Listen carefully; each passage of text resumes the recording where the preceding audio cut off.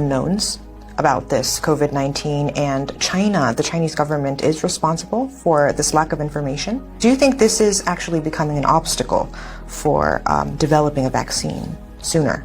China is not forthcoming with a lot of this information. This information is coming in different bits and pieces, and I think there are some fantastic people around the world that are spending time dissecting that information and putting it together. It's not so much for developing a vaccine, but to study the trajectory of where this virus is going. Right now we're in the middle of a storm, and a vaccine is not going to help.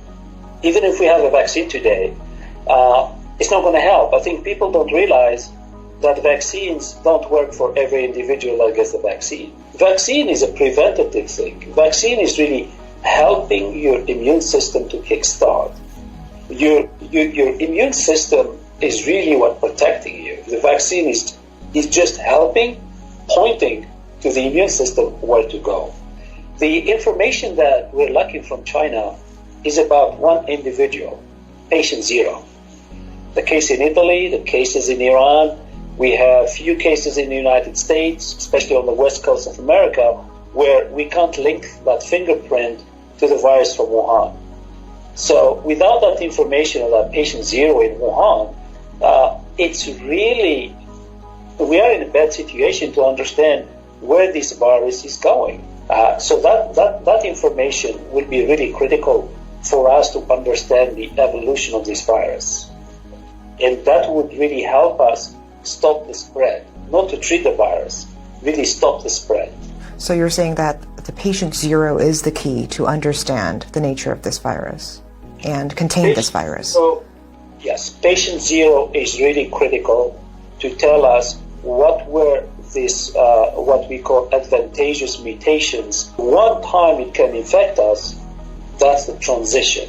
It means now this virus figured out that the virus has the key now to borrow, not just to borrow our engine, to borrow the whole body as an engine for the virus to spread.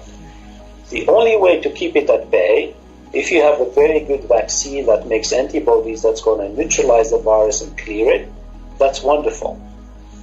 But for 20 years, many companies, many researchers have promised us a virus for SARS version 1. And we are in 2020 and this vaccine doesn't exist. Many reasons. One is there is no more threat, so everybody forgets about it.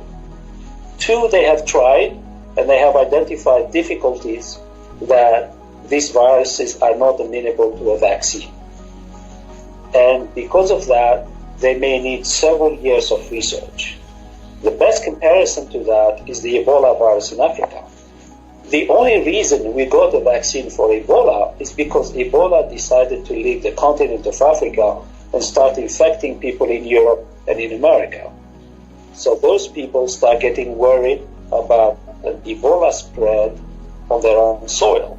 And that was the push for government funding to get those vaccines done. Companies will not make vaccines if there is no one to buy it.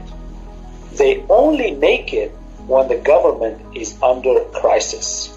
So the government can write the check and sign the check and hand over the money. But those governments have not seen a vaccine yet for SARS. And there hasn't been a push for it. Now, perhaps, they will try something, but I am not holding my breath.